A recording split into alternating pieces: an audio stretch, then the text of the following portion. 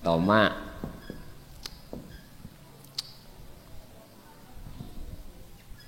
Ini Bapak Ibu, ketika jenengan ini wajah tuh mboten saged dateng wajia karena terhalang oleh tomak, mboten saged. Apa sih tomak itu? Ati duweni arep-arep terhadap makhluk yang arep-arep iki akan dadekno ati sampean iku bergantung terhadap makhluk. Satu contoh niki, kula nyontohno kula mawon. Tadi berangkat dari Mojokerto wis gak mangan wis. Ana konongku gak lali ya dikasih makan sate. Lho, niku tomak.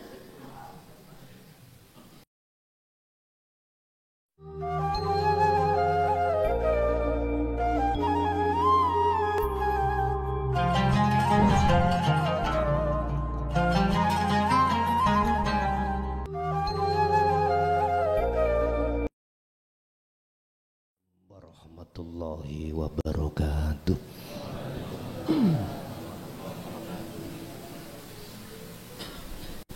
Ila hadratin Nabil Mustafa Rasulillahi sallallahu alaihi wasallam wa ala alihi wa azwajihi wa dzurriyyatihi wa qurbatihi wa ahli baitihi wa ashabil kiram wa ila jami'il anbiya wal mursalin wal awliya was syuhada was sholihin wat tabi'ina tabi'ina sholihina ila yaumiddin, khususan ila Syekh Ibnu Athaillah wa furuhi wa usulihi wa masayikhihi wa ahli baitihi wa talamidihi ila yaumil akhir zaman wa ila abaina wa ummatina wa azdadina wa masyayikhina wa auladina wa azwajina wa dzurriyyatina wa ahli baitina wa jami'i man ta'allama fi hadzal kitab wa ghairahum lahumul fatihah. A'udzubillahi minasyaitonir rajim.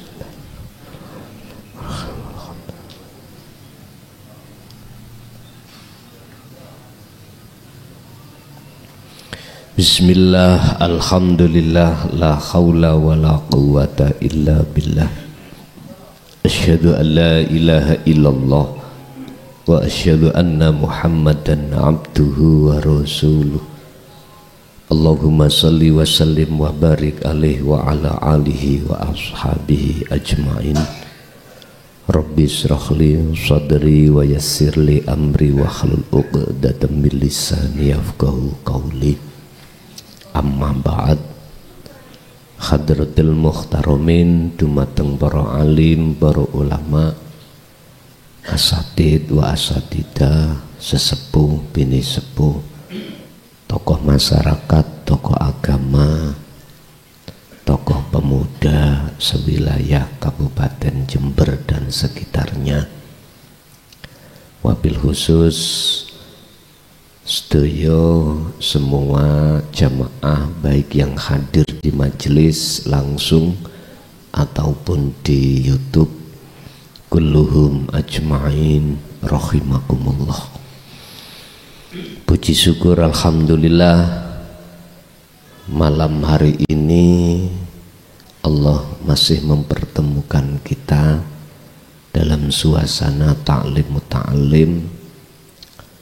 Yang kita bahas adalah kitab Hikam, yang malam hari ini kita sudah sampai pada fasal 70, 71, 72, satu paket menerangkan masalah tomak. Niki kula usul mawon menawi saged ditampi. Untuk bulan berikutnya itu matannya niku kula tulis sekalian sarahipun 3 hari sebelumnya itu kula kirim wordnya itu terhadap pengurus ben di fotokopi terus jenengan kagem. Dadi waktu ngaos saged sami-sami megang. Niki usul mawon. Kula yakin lebih penak. Terus bahasane Sarai Hikam sederhana banget. Boten memakai, saya tidak memakai bahasa kinayah atau bahasa isyarah yang sering terjadi di sarah-sarah hikam. Akhirnya banyak yang tidak paham. Usul mawon ngeten lho. Nggih kados ngeten lah. Niki nek kersa. Dados 3 hari atau minimal lah 1 hari sebelumnya itu sampun kula kirim di WA berupa word mengke dari pengurus saged di fotokopi. Dados waktu ngaos jenengan nggih saged mirsani melihat kitabe. Lah mengke kalau sudah terkumpul jenengan jilid dewe lah ngaten lah.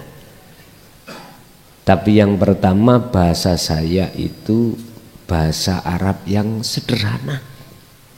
Mboten ndaki mboten. Terus bahasa Indonesia sekaligus. Jadi yo Arab yo Indonesia. Seperti kitab yang sudah kami terbitkan seperti itu. Itu usul saja ngeten lho. Pun sebelum kita masuk dalam makalah 70 tentang tomak. Tomak niku salah satu sifat yang menjadikan faktor terhalangnya ruh datang Allah. Tomak. Berhubung kula masih bicara ilmu, kula mboten ngomong langsung ya Allah, mboten ya. Ilmu asinipun sedaya ya Allah. Mumpun diperunggal kuno dulu. Wong kita ngaji itu diurai dulu. Mengke jaduke oh iya, ternyata semua itu Gusti Allah. Nggih. Tomak.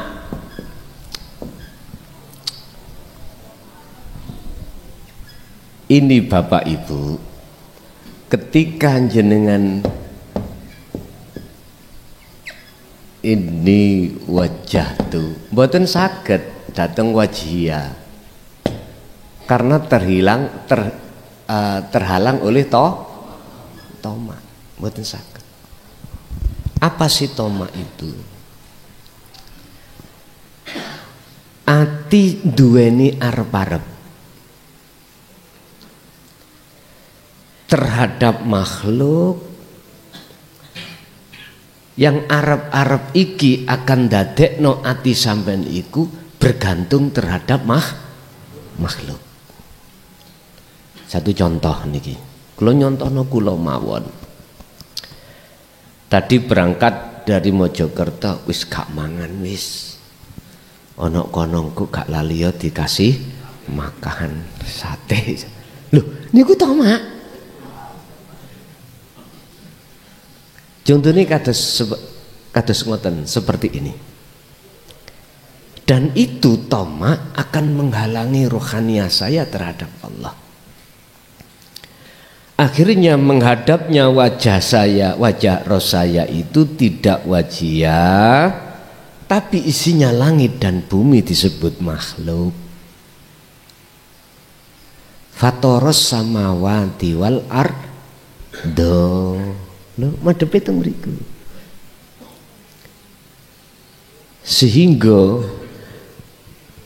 Sehingga pengharapan hati saya ini yang disebut tomak niki mboten njaluk lho Pak ya. Dereng belum minta, masih Arab. Niki sebagian ulama ahli tasawuf itu disebut tamanni. Artinya apa? Olehnya kau akan bisa wusul pada Allah itu bersifatkan tamanni, sesuatu yang kita angen-angen yang tidak akan pernah terjadi. Contoh, ya Allah, habis isya niku kelatar atau jam 12 langit, ya Allah turunkan uang 1 karung. Loh niku tamani lho, ngeten lho, gampangannya seperti itu. Jadi mohal ruhaniyah kita bisa wusul datang Allah jikalau dalam hati masih tersimpan toma. Karena toma itu termasuk salah satu penyakitnya hati yang mestinya harus dinafikan atau dibersihkan. Sebab harga mati seseorang jikalau ingin manadoro atau manro'a ila wujudillah, hukumnya fana iku wajib. Barang siapa yang ingin, iki ngomong ilmu lho Pak ya, ngomong ilmu. Mungkin nek pun laku akhirnya melihat, bukan perkaranya yang melihat Allah itu makhluk lho ya. Kita bicara ilmu berarti masih bicara makhluk. Barang siapa yang ingin mata hatinya itu bisa memandang wujudnya Allah, maka wajib bagi seseorang itu menafikan, memfanakan dirinya. Sehingga hukum fana itu boleh saya katakan sebagai kunci satu-satunya jenengan bisa masuk ke alam makrifat. Makanya di pengajaran thariqah niku wonten istilah zikir khofi. Di dalamnya itu menterjadikan nafi isbat. Tapi kebanyakan mboten diurai. Nafi ku piye, bagaimana cara membersihkan, caranya bagaimana, mboten. Kebanyakan dong nggih. Isbat menetapkan akunya Allah bagaimana, mboten. Wis pokoke dikira khofi ya iki lewat napasmu keluar masuk ngucap Allah terus. Jadi kebanyakan itu mboten diurai. Sehingga jangan heran kalau kita bertahun-tahun di dalam aurat atau suluk thariqah niku susah untuk menerombol alam makrifat. Akhirnya nggih sak tiba-tibane, napa sak tiba-tibane? Sak tepak-tepak. Nggih. Sak tepak-tepake. Tapi untung daripada tidak. Lho ngoten lho. Untung walaupun zikir sirri atau khofi saja, ya toh, daripada tidak. Itu aja. Bapak Ibu, kalau kita mau untuk mengurai maksud daripada zikir khofi atau nafi isbat, aku yakin nanti kita akan dikenalkan ilmu tasawuf, ilmu tauhid. Makanya ini kan saya mendorong terhadap beliau Mbah Yai Kholwani sebagai ketua Jatman baru ya dah, yang hasil muktamar nasional itu beliau yang ditunjuk memegang tongkat Jatman itu. Kalau diterima, tolong jamaah-jamaah setiap thariqah muktabaroh tadi dibekali penguraian dzikir khofi penguraian bagaimana caranya kita berzikir nafi isbat itu bagaimana. Ini saran saja. Otomatis dulur-dulur niku biar ketika saat suluk atau hususia itu paham, yang dijalankan itu paham, tidak hanya mirip saja, jadi ngertos. Ngoten niku kalau diterima, biar lekas naik peringkat derajatnya ruh di mata Allah. Otomatis itu nanti tidak akan lepas dari kajian-kajian ilmu tasawuf, terutama yang sudah diakui oleh golongan-golongan Nahdien atau yang lainnya tentang kitab hikam niki. Pun niku makalah mawon, muqaddimah mawon. Jadi sifat toma itu pertama salah satu sifat faktor penghalang ruh tidak bisa wusul dateng Gusti Allah. Yang kedua, sifat tama itu wajib bagi kita untuk meniadakan, mengusir di dalam hati. Caranya terserah jenengan, mudahnya bagaimana terserah. Disiasati lewat dohir, monggo. Contoh Pak, arepe budal ngaji wau ning omah tak warekani wis. Ana kono ben ora arep-arep daharan. Wis. Cara misale jenengan biasanya itu perokok, wis nggawa rokok. Ki gak arep-arep rokoke kanca. Lah. Iku secara dohir toh saged disiasati ngoten. Tapi secara batiniah, cara yang efektif untuk mengusir toma itu cuma satu. Wadhkur isma rabbika Muhammad bukratan wa asila. Istiqomahno laku dzikirmu itu baik siang maupun malam. Udah terus jalankan, walaupun ketika jasad ini repot kerja, repot dengan keluarga, jasad ini repot dengan masalah-masalah yang kita hadapi di keluarga, tapi itu tidak menjadikan satu penghalang untuk hati tidak berzikir. Tidak, sebetulnya itu hanya Allah hadapkan untuk menguji kita aja, gelem dzikir, mau dzikir atau tidak. Pun niku secara rohaniah carane menghilangkan. Pun at-tama'u yuwallidul dzillah, utawi toma iku yuwalidu bakal ngelahirake apa toma adzilla ing sifat ino. Sifat ino ai indanas ing mungguhe menungso. Iki mungguhe menungso. Mungguh menungso ae iku gak apik. Lah ngoten nggih. Mungguh menungso pandangan syariat atau pandangan orang lain aja itu enggak baik. Terus apalagi pandangan Allah. Indallah bagaimana?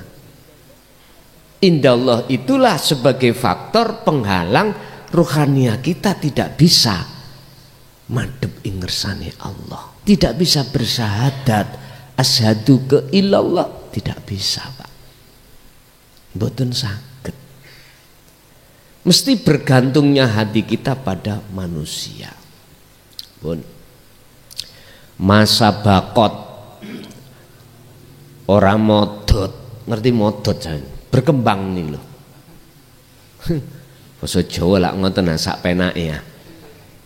Basa Madura iku apa modot iku.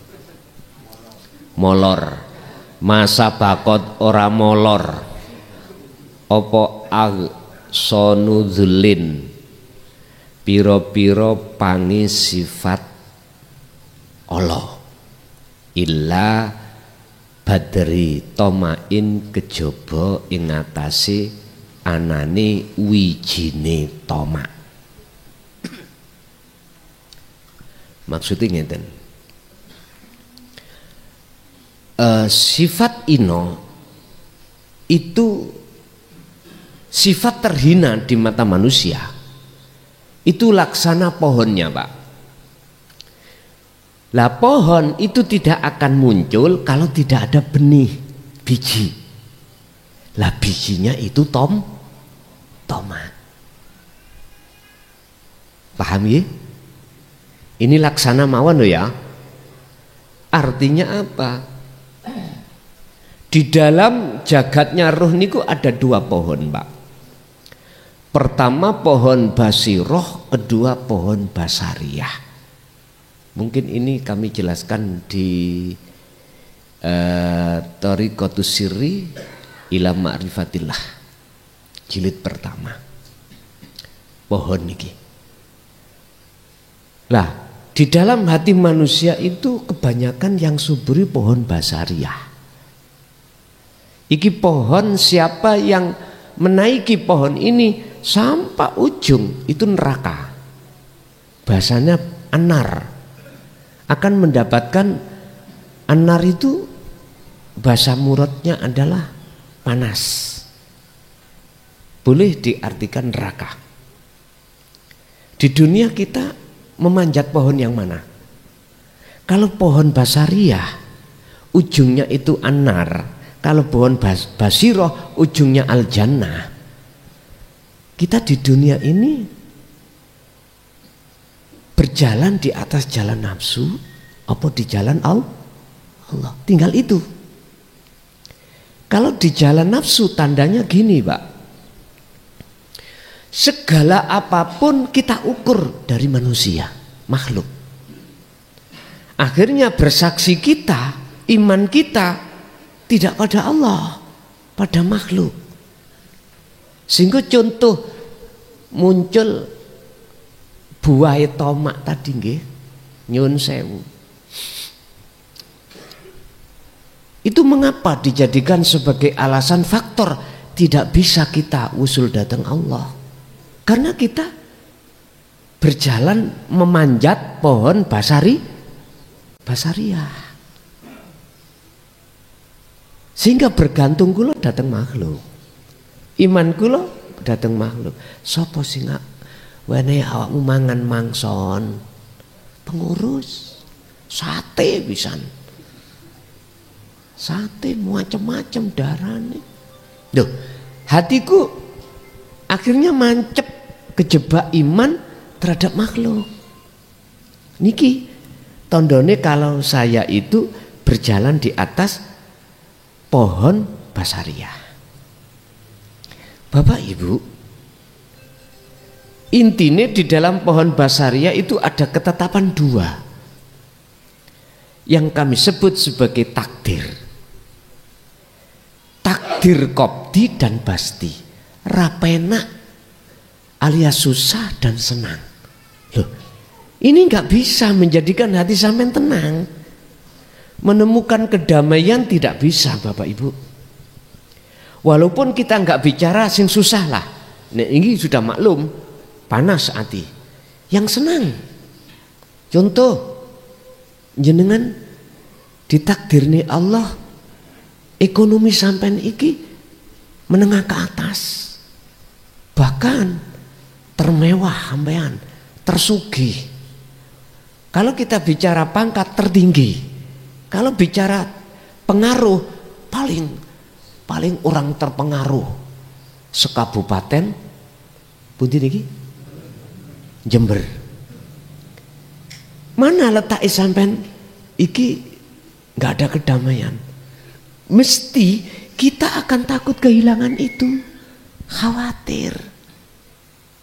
Yang kaya takut miskin, yang punya jabatan takut kehilangan jabatan. Yang punya pengaruh takut kehilangan pengaruhnya. Mana ketenangan? Nggak ada. Sehingga ditaruh Allah perkara susah, qobdi ataupun basti senang, nggak ada bedanya.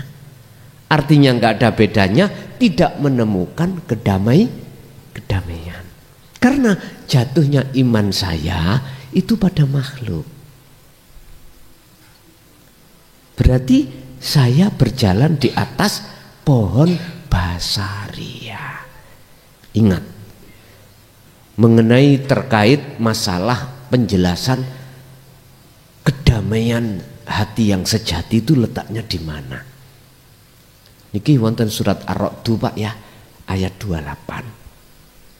Di situ Allah katakan alladzina amanu wa tatmainnul qulubuhum bidzikrillah. Mengapa orang-orang mukmin ini kok hatinya itu ayem? Dikasih ketetapan takdir susah kok sik tenang. Mboten kados kita dikasih perkara mewah aja sik khawatir kelangan. Kok ini ndak? Bisa babi apa? Bidzikrillah, karena sebab beliau itu selalu memegang dzikir datang Gusti Allah. Wa qala aidon wa'tasimu bihablillahi jami'an wala tafarraqu. Beliau selalu memegang teguh tali dzikir itu. Wala tafarraqu, dan beliau tidak mau melepaskan. Inilah golongan jenengan yang berjalan menaiki pohon basiroh. Kesimpulannya di situ adalah siapa yang hatinya berjalan di atas jalan nafsu secara langsung atau tidak langsung, sama halnya kita telah pertama membikin subur pohon basaria, membikin layu pohon basiroh. Sebaliknya begitu. Siapa yang berjalan di atas menaiki pohon basiroh, maka secara langsung atau tidak langsung menyuburkan hatinya pada Allah atau menyuburkan pohon basiroh dan mengeringkan atau bahkan melayukan pohon basaria. Inilah Pak yang kumaksud, nafsu yang ada dalam hati jenengan posisi dalam keadaan jinak, tidak liar. Kuncinya hanya satu, jenengan berzikir. Karena zikir sebagai pembuka, kunci jenengan bisa melaksanakan yang namanya penafian atau pemfanaan diri.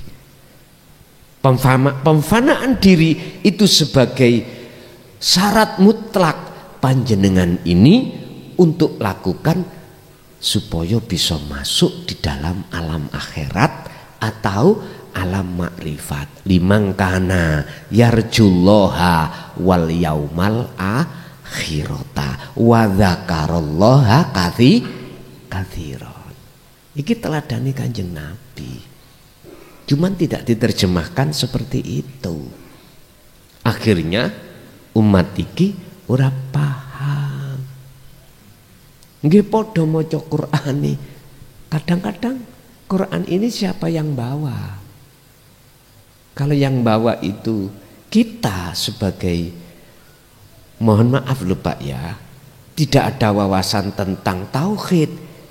Ya kita dapatnya kulitnya saja.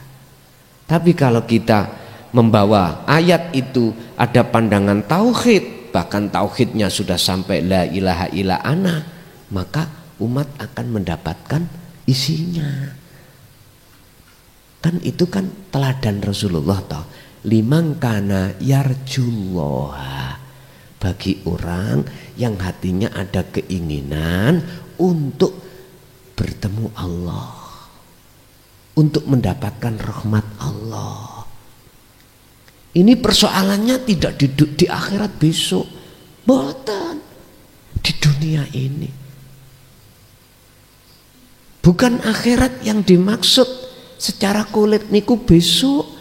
Kalau jenengan sudah mati, terus masuk alam barzah, terus dino kiamat datang, dino kebangkitan datang, pengisapan datang, bukan itu. Itu secara kulit memang iya besok, tapi secara isi sekarang, Pak. Yarjullaha, di situ cara kami artikan hati yang ada keinginan, ada rindu untuk mendekat dan bertemu Allah. Tidak semua hati orang loh, Pak ya, ada keinginan untuk marak mendekat dan bertemu Allah, enggak semua orang. Sebab kita itu kebanyakan hati manusia itu berjalannya itu di pohon basaria kebanyakan. Karena apa? Karena beliau kebanyakan tidak mengerti tentang wawasan ilmu tentang tauhid, ilmu tasawuf. Ini gile. Nek diusut-usut, ya prosesnya ndugi mriku memang. Saking minime umat Islam itu dari keterbukaan publik terkait dinut tauhid.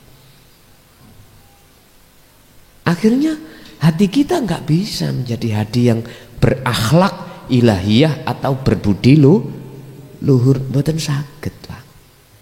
Sehingga nanti kalau Allah datangan ujian perkara yang qobdi nyusahno, hati panas, susah, gelisah, nggak ada tenangnya, Pak, nggak ada.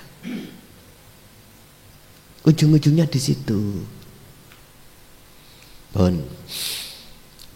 Siapa yang betul-betul mempunyai keinginan hatinya untuk bertemu Allah, rahmatnya, wal yaumal akhirah, artinya di situ Anda akan nanti kalau ini sampean kembangkan, jenengan ini akan ditakdirni Allah, hati itu bisa ngintip negeri akhirat ning dunya niki.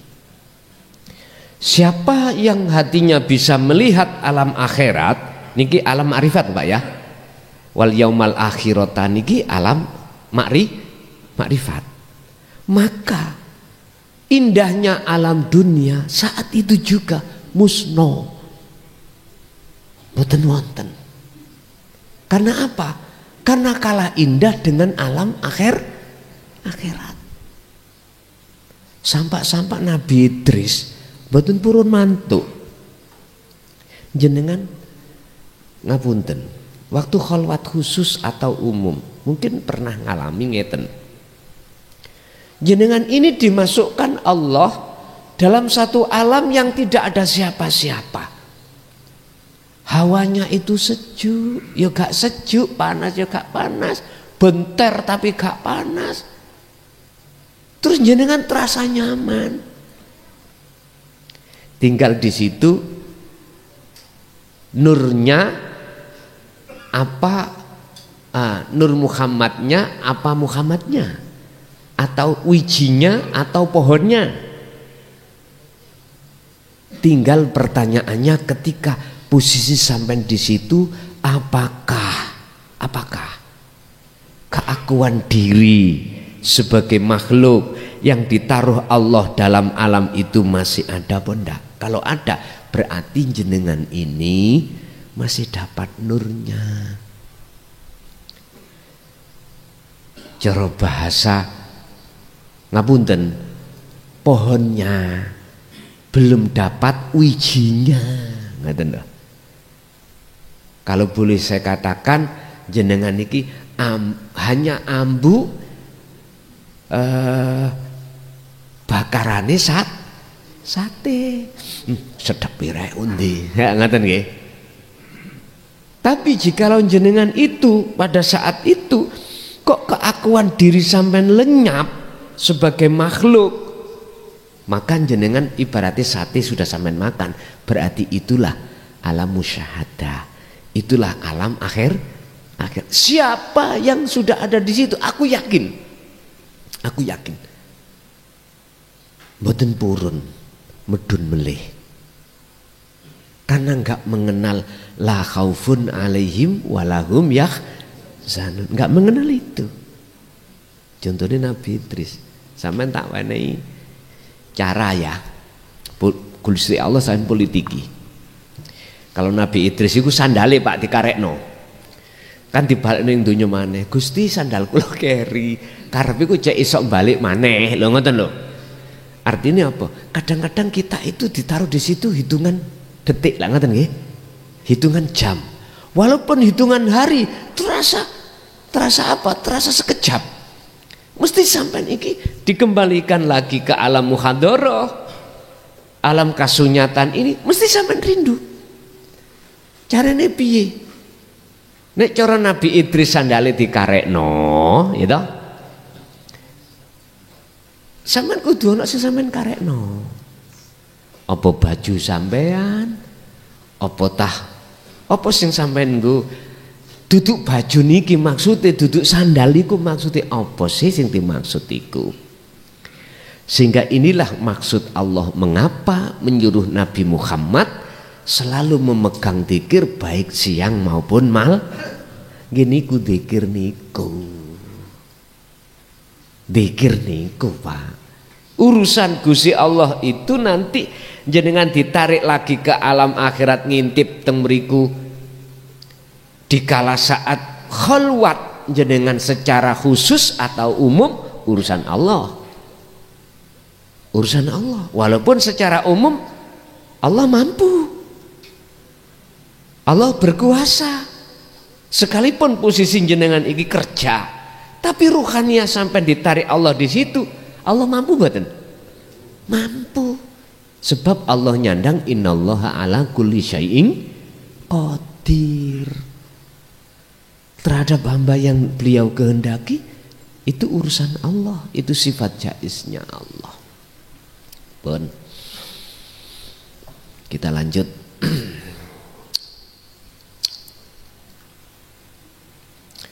Asyarhu utawi keterangan penjabaran. Wat toma'u utawi toma iku masdarun. Iku masdarun kulli amradil kulubi, asal saben-saben pira-pira penyakite pira-pira ati. Miturut keterangan toma itu asal muasalnya adalah salah satu penyakitnya, beberapa penyakitnya hati. Masuk dalam muqaddimah tadi Pak. Li'anna toma'a krono sak temene toma huwa ya toma iku al-iktimadu.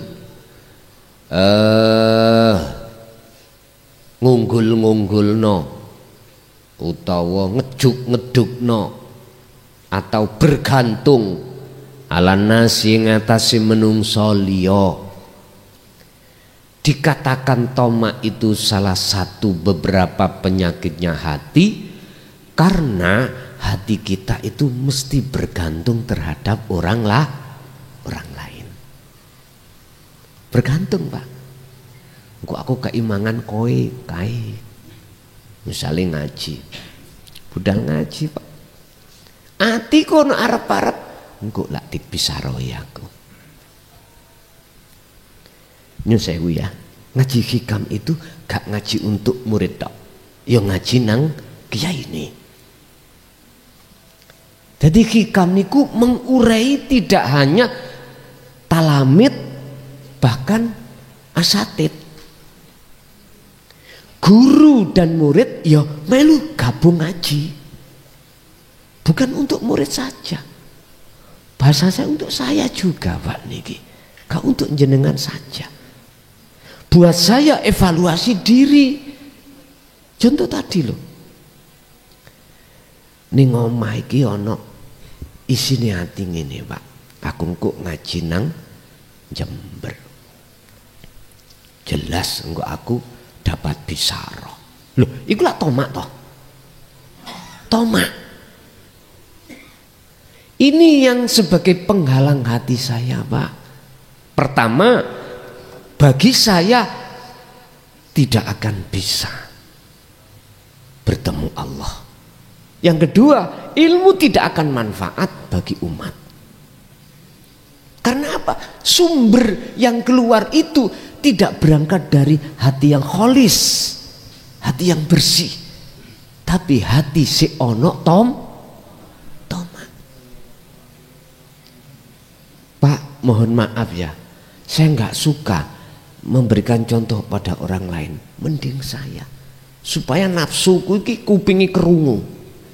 Cek gampang ujuk-ujuk bisikin nanggone atiku. Mohon maaf loh nggih. Mending lebih baik saya mencontohkan saya sendiri biar evaluasi diri saya. Loh, ini nggak baik. Saiki ngilmu iku wis gak manfaat.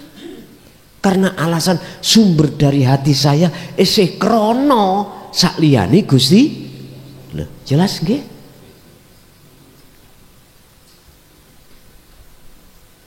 Khusus niki nggih namper nang nggone ati kula Pak Yohan. Supaya nafsu dalam diri saya itu biar enggak seperti itu. Muncul tomak dan lain sebagainya, ya Allah. Kadang-kadang ngeten Pak. Ini kan contoh pada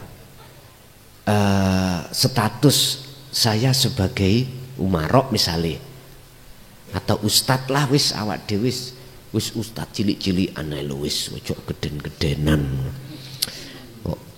Lah ngeten iki. Kalau kita tidak mau betul-betul neliti hati dengan ilmu tauhid, mboten saged, Pak. Tomak iki mboten saged ilang. Wong sing wis gelem ngaji ae, paham ae, terus belum mau melaksanakan dengan istiqomah dikirin nafi isbat, mboten saged kok. Mboten saged. Tidak cukup Pak kita ngaji, enggak cukup. Ngaji itu untuk membuka kefahaman dalam hati dalam setiap ilmu nih Allah niku. Cuman tidak cukup kita ngaji, harus kita praktekkan. Makanya kula mboten kata-kata buka makalah, sak makalah terus paham, ayo sama-sama dilakoni masing-masing. Gitu. Itu loh nanti akan berbuah satu buah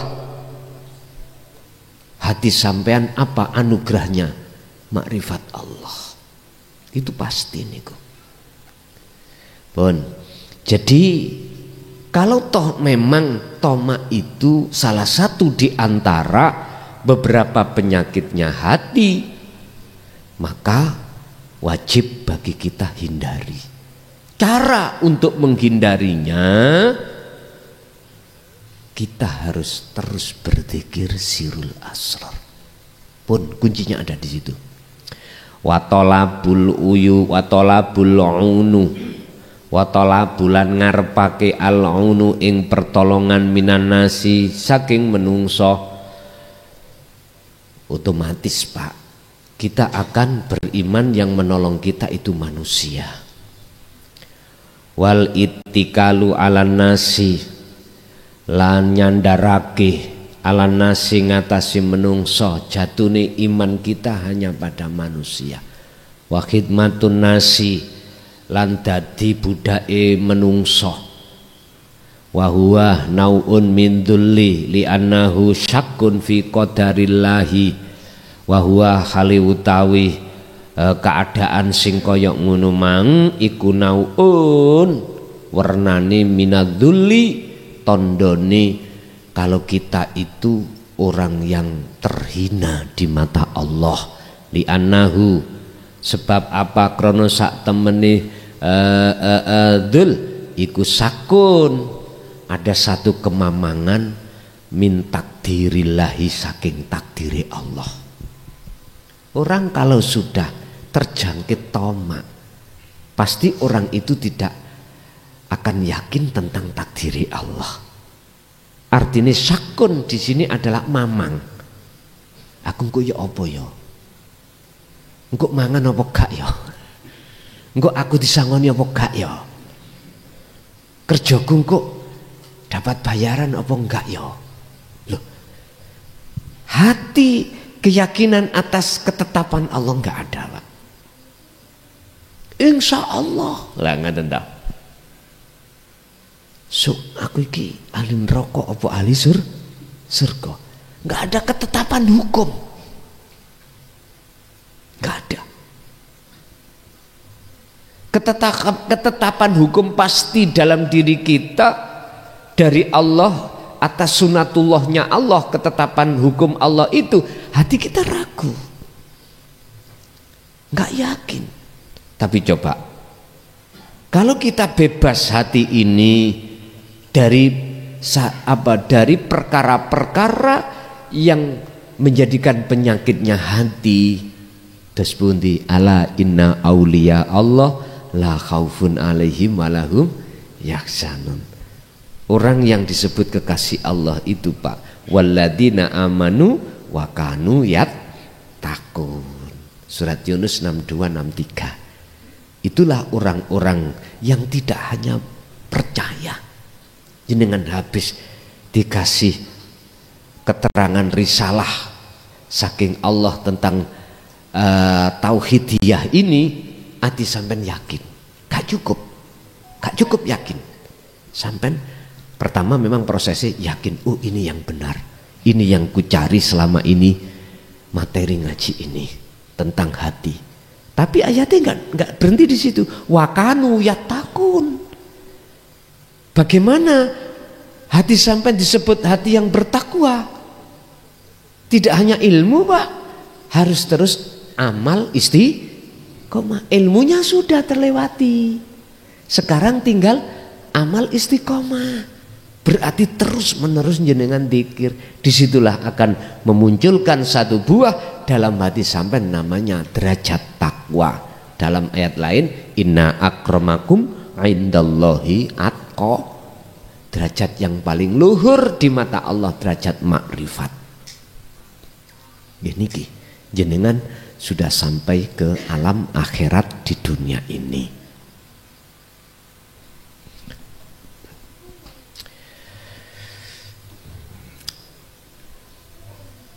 Tujuh satu ma kodaka apa sayun mislul wahmi. Ma kodaka ora nuntun apa sayun suci-wiji misla mislul wahmi kang padane angen-angen aitamani. La syai'a ora ono suci-wijiku yakuduka nuntun ilat duli maring apa maring sifat ino mislu tamani kang padane angen-angen yang tidak pernah terjadi. Wahmun maksudnya wahmun wa utawi wahmun iku kullu tamani saben-saben pengangen-angen li ghairillah maring sakliyane Allah. Ati sampean pingin sugih tamani. Ati sampean pingin dadi wong sing mulya tamani. Ati sampean pingin dadi wong sing duweni pangkat sing dhawur tamani. Lho kok iso disebut tamani padahal nyatane ya sugih. Kekarepan ya keturutan. Jadi pejabat, punya pengikut ribuan. Mana sebut tamani nyatane ada. Ini perkara selain Allah sejati ini kan boten wonten. Nah, oke. Kita makhluk asalnya tidak ada.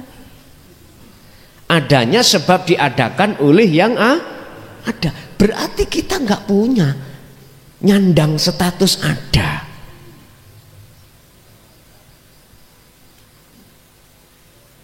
Niki nek jenengan memandangnya dari hakikat.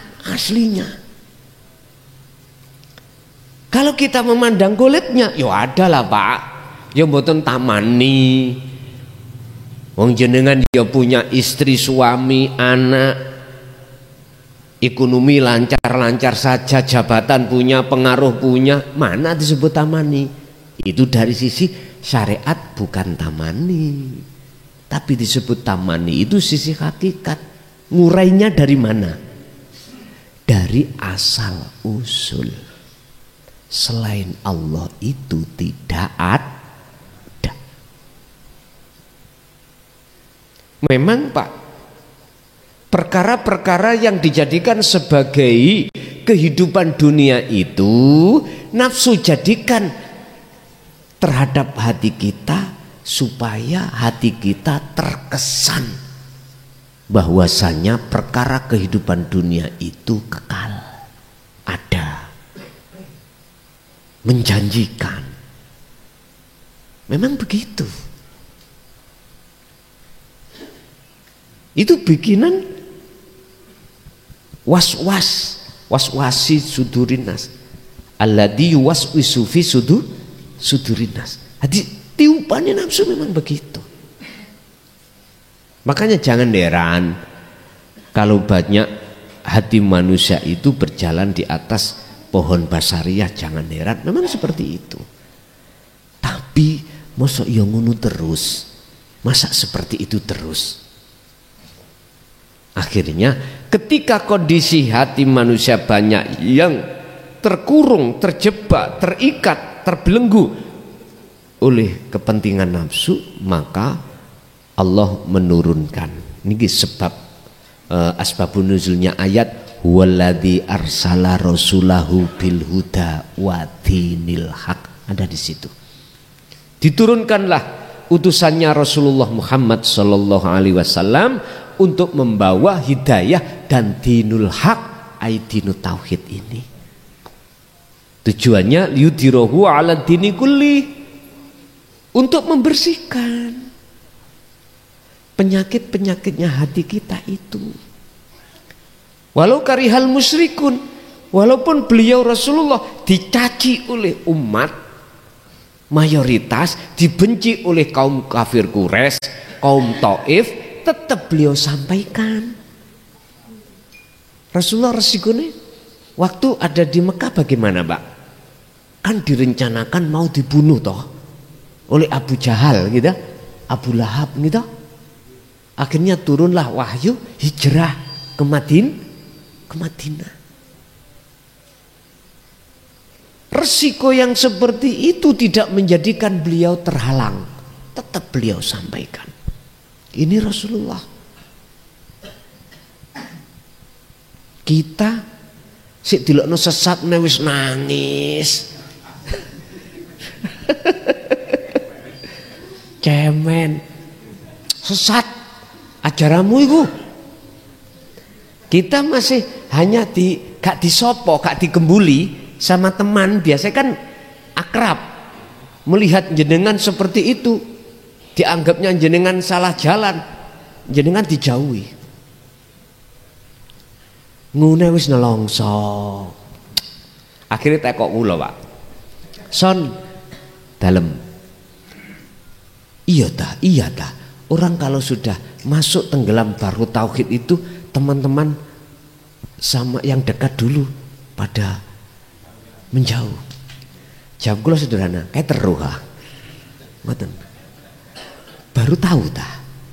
Ingat, Allah menjauhkan dari teman-teman yang seperti itu, bersyukurlah.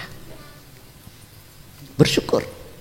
Kau telah dijauhkan dari penghalang. Ada lagi Pak, ngoten niku.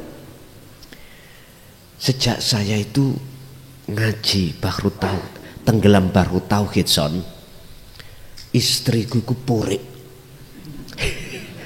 Pulang, bahkan ngancam. Kalau terus belajar itu dan laku itu, mendingan kita bubaran. Terus kalau ditakoi, ujiannya berat, nguniku mesti tak? Saya jawab, kayak teruah. Tapi ingat, ketika saat Allah menjauhkan orang-orang dekat kamu yang tadinya itu dijauhkan disebabkan karena benci terhadap apa perilaku tauhidmu, itu sebetulnya Allah sayang. Biar jenengan boten berat-berat. Wis, ada lagi Pak.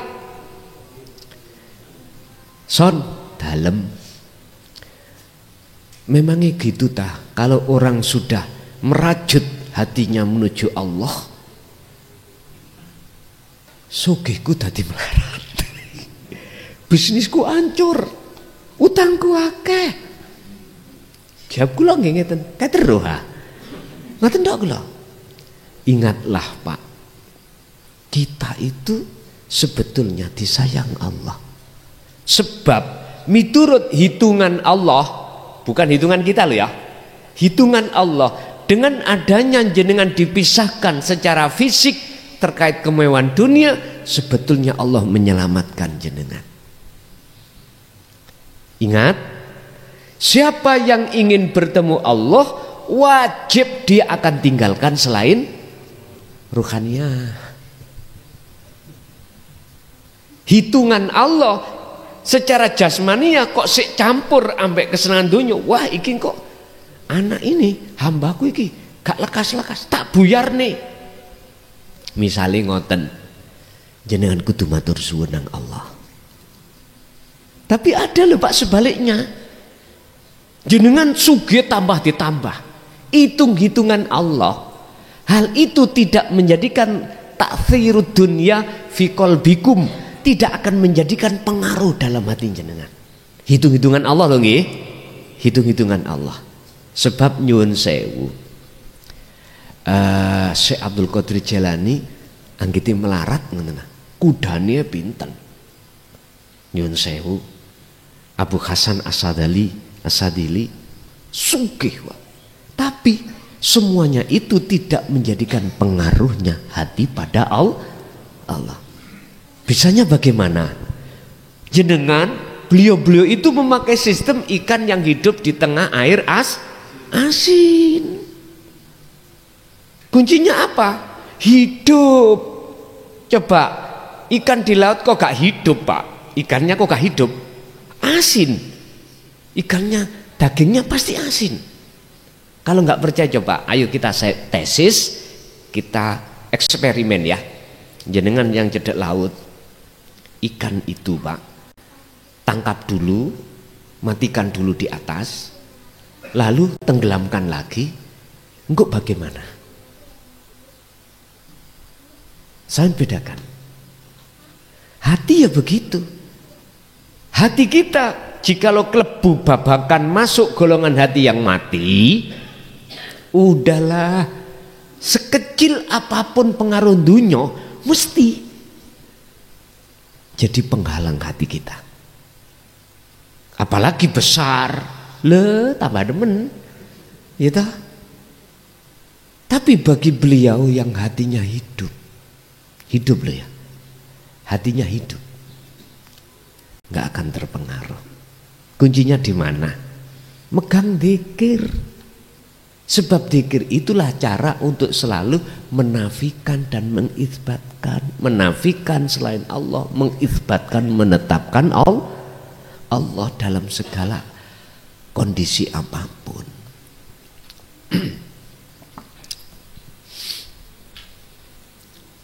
Jadi dikatakan ikutamani dikarenakan selain Allah itu gak kekal.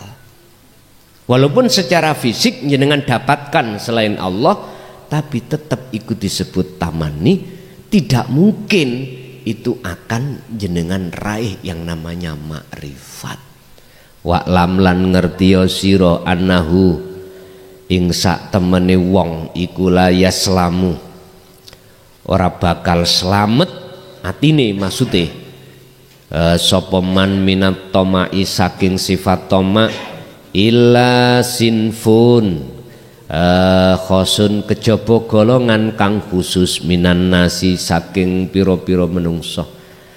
Rupane alladzina wong akeh humutawi alladzina iku qanatuna kang wong padha qanaah. Iki Pak carane nglawan qanaah. Mustaslimuna lan padha pasrah sapa-sapa alladzina lillahi maring Allah. Pun ketemu pun. Siapapun kita tidak akan pernah akan selamat dari toma kecuali golongan yang khusus. Mana golongan yang khusus? Golongan yang memegang qanaah. Apa qanaah? Nrimo pandume Allah. Dikasih enak ya nrimo, dikasih gak enak ya nrimo. Tapi nggak bisa Pak, qanaah ini kita lakukan ketika saat kita masih ada di golongan mboten saged. Ati sik ganjel, Pak. Contoh. Kita tahu Pak, semua itu yang menguasai Allah. Kita tahu secara ilmu yang menguasai makhluk sedunia itu adalah Allah. Quran ini sudah jelas. Walillahil masyriq wal maghrib. Sudah jelas. Ayatnya banyak yang menerangkan tentang hal itu. Saya ditanya, Son, nandur apa? Padi. Terus nyukulna sapa? Ya Allah. Terus sing ngemes, ya aku cuma digerakno Allah. Lah wis cetha Pak nggih. Cewetha niku. Cewetha. Terus padi nguwah sing nguwahno siapa? Berbuah Allah. Terus padi mengunin, yang menguningkan siapa? Allah. Terus sebelum kok panen 1 hari dihabiskan, tikus sing habiskan siapa? Kati ngomong Allah mboten saged Pak, karena ning ati ganjel. Lho nggih Pak. Akhirnya hati kita kalau ketemu tikus ngancem Pak, bunuh. Nggih ta? Loh, niki qanaah kita belum benar. Cukup hanya di lisan tapi tidak bisa tembus di hati. Sama dzikir juga begitu. Ada dzikir kita hanya mengucap di lisan, tapi nggak bisa tembus di telengnya hati. Di dalam hati tuh Pak ya, mohon maaf, kolbun kita jarang dipahamkan. Di dalam kolbun itu ada, orang Jawangannya teleng. Tahu teleng ya men?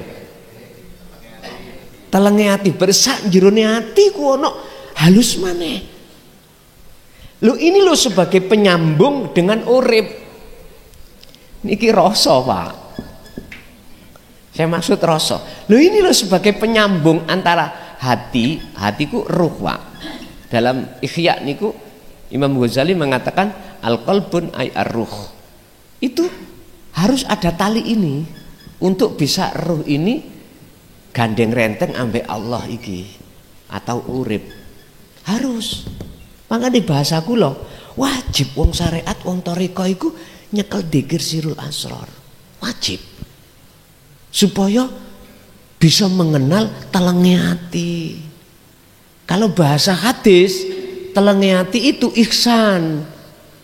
Ihsan apa? Imanul haq disebut ihsan. Rasulullah memberikan keterangan tentang ihsan. Anta budallaha ka'annaka lahu tar. Ketika nyembah bisa melihat wujudnya seakan-akan bisa melihat wujudnya Allah. Loh, itu kan ihsan, makrifat itu. Mengapa ka'annaka memakai bahasa seakan-akan? Memang manusia itu bukan yang melihat Allah. Dikatakan makrifat yang melihat yang wujud sendiri setelah kefanaan makhluk. Paham nggih? Dulu kok diurai ngeten Pak. Kok kasih Allah sa Indonesia ini kok bata. Ya Allah. Berhubung dikinayano. Yes, merebet. Jalane brubut. Kadang-kadang wonten sing putus asa. Udah, kadang-kadang ada yang kebegal nafsunya di dalam dunia karomah. Ujung-ujungnya iso bedek wong. Dek wingi awakmu mari nyabu ya. Ayo. Kok tahu? Masalahnya gambare ning atine iku SS kemebul-mebul. Ngerti SS Pak nggih? Nggih. SS itu sabu-sabu. Nek durung tau mlebu penjara utawa guyonan ambek SS ya gak mungkin sampean tahu apa SS iku. Jadi ini yang harus wajib manusia dapatkan. Al-Maidah. Insyaallah Al-Maidah. Kalau dibuka Al-Maidah tentang rasa iki utawa tali iki. Wabtahu ilaihil wasilah. Di ayat itu disebut wasilah. Wajahidu fi sabilihi. Insyaallah 21, kalau gak 29 21. Wajib jenengan memperoleh jalan khusus ini. Tali khusus ruh dengan Allah. Sehingga ketika jenengan robito tawajuh iku ruh iku bener nang Gusti Allah. Mboten terhadap makhluk Pak. Tawajuh sampean iki bener datang Allah. Ini wajah tuwaj. Iya. Lo ini lo dicontoh Nabi Ibrahim. Diteruskan kanjeng Nabi Muhammad kita sebagai umat. Mosok ate gak tiru beliau. Sampeyan padosi ning Quran satu pun cara kula madosi mboten ketemu. Duka nek jenengan madosi ketemu no mboten. Rasulullah memberikan contoh tawajuh itu pada Allah, bukan pada selain Allah. Ruhaniyah maksudnya ruhaniyah. Cilikna Dedek, aku tak ngotot ae ben gak nyuling ngoten. Termasuk salah satu di dalamnya adalah surat Al-An'am 79 tadi. Inni wajjahtu wajhiya lilladzi fataras samawati wal arda hanifan wa ma ana minal musyrikin. Jadi wis tidak disebut menyekutukan Allah sudah. Kalau ini wajjahtu wajhiya. Ini Nabi Ibrahim kisahnya lho Pak ya. Bukan berarti itu untuk Nabi Ibrahim saja atau Nabi Muhammad. Untuk kita. Ayat ini untuk semua umat. Bukan hanya untuk Nabi Ibrahim. Kisahnya walaupun itu menceritakan kisah beliau. Dan ayat ini juga tidak hanya untuk kanjeng Nabi Muhammad. Tapi juga untuk kita sebagai umat manusia. Tinggal mau dapat isinya apa hanya kulitnya. Ataukah kita cuman membaca saja setiap sebelum kita membaca Fatihah setelah takbiratul ihram atau saisinya menghayati. Makanya kita nggak akan pernah bisa sholat dengan khusyuk kalau hati belum wajjahtu wajhiya. Mboten saged.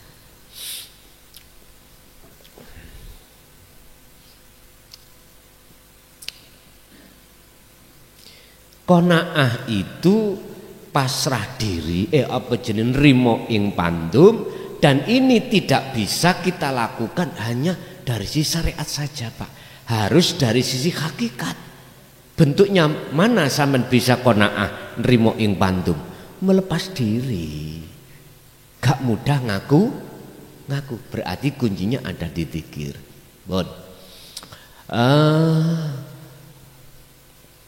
Mustaslimuna dan berpasrah diri tawakal. Kita nggak bisa tawakal dengan benar manakala kita tidak mengerti tentang dzikir Pak. Sama dengan qanaah tadi, hanya di lisan diucapkan, tapi apapun alasannya hati tetap ganjel. Iku berarti qanaah belum jelas.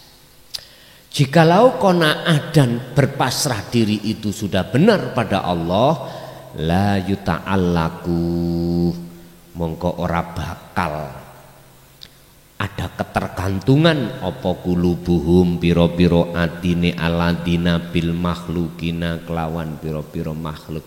Wis gak gantungno ati sampean nang makhluk, Pak. Berarti artinya hati sampean hanya bergantung dateng Gusti Allah. 72 anta hurun iki penak iki. Berarti jenengan bebas. Anta utawi sira iku hurun. Cara ati kang merdeka mima saking apa anta utawi sira anhu saking ma iku ayisun jenengan iku los cara apapun los tahu los nggih wis apa jari lho ngoten lho apa kata Allah karena posisi hati sampean sudah duduk di dalam makrifat Allah. Sudah nggak ada yang dipikir apakah tujuan yang digagas manusia ini hasil atau tidak, udah buahnya bagaimanapun nggak dipikir. Ini namanya los atau ayisun. Nah wis los dolang wa'adun lan dadi budak lima maring apa anta utawi sira lahu maring ma iku tomiun jenengan iki wis gak dadi budake nafsu lewat tomak.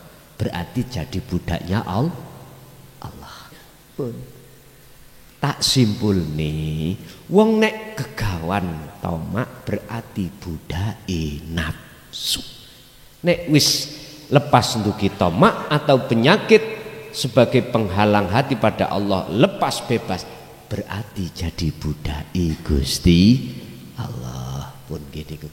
Sekarang tinggal pertanyaane kula mboten meksa jenengan pilih pundi sak kersa jenengan.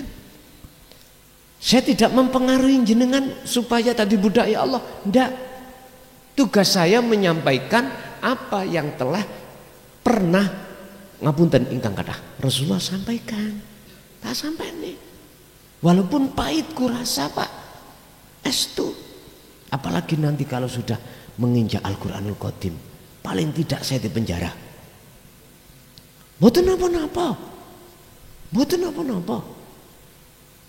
Kalau itu nanti sudah kami tulis sebanyak 30 juz ya niku. 30 juz nanti kalau sudah tertulis maka resiko paling kecil saya di penjara. Enggak apa-apa. Tetap tak hadapi. Enggak mungkin saya akan keluar tidak meneruskan. Tergantung nanti Allah setelah saya dibuat Allah sebagai alat nulis, setelah nulis terus saya diambil pulang, ya alhamdulillah. Gitu. Alhamdulillah wis gak mikir-mikir maneh. Cuman tak kasih tahu aja yang kitab akhir nanti paling tidak 30 juz manakala itu jatuh pada orang yang tidak tanggung jawab paling-paling resikone kula di penjara. Wong tahu penjara, enak ternyata. Mangan dingoni ora nyambut gawe wis persis surga, Pak. Turu yo dijaga, ya dah. Wis mboten sibuk belas wis pokoke anteng-anteng. Makanya bagi wong sing pingin kholwat gak duwe tempat nyun sewu ya, nyun sewu. Ning omah kok diubrak-ubrak nyambut gawe. Cari goro-goro. Nyolong pitike tangga. Jadi dilaporno polisi sampai nakoni nggih kula colong. Ngono. Wis pundi alat buktine niki tinggal cekere tok. Nah, mari kula tedha wis mlebu penjara jajal 8 wulan ngono lho engko piye raose makane jenengan sing gak duwe tempat pengin kholwat ning kono temen cocok Pak cocok temen wis kan ada di LP itu namanya kamar isolasi ada sampean minta kamar isolasi mon sendiri. Lho nggih, WC-ne tadi siji jedinge ya tadi satu, sendiri wis, gak dibuka-buka. Nggih, dibuka-buka biasa ini niku jam 4 sore sampai ajeng maghrib. Liyane ket isuk dibuka jenengan ndak. Peteng ya apa? Nek burung biasa ya. Anak-anak LP kalau yang dimasukkan isolasi ku sing nakal-nakal. Kena hukuman, gak boleh bawa HP, konangan isolasi. Gampang, sampean njaluk isolasi gak gelem melanggar yang jero. Gitu. Bawa HP. Diisolasi enak toh. Wis jadi kesimpulannya ngoten, jikalau tamak itu masih bersemayam di dalam hati berarti sebetulnya kita budaknya nafsu. Jikalau tamak itu sudah lepas dari hati berarti budaknya Allah. Cara untuk mensiasati tamak adalah qanaah dan tawakal. Bisanya qanaah dan tawakal kuncinya cuma satu. Ngaji sing gak ada selesainya. Jeketek kuncinya dzikir. Pun karena dzikir itulah yang nantinya akan memproses nafi isbat atau memfanakan selain Allah dan menetapkan akunya Allah. Nggih.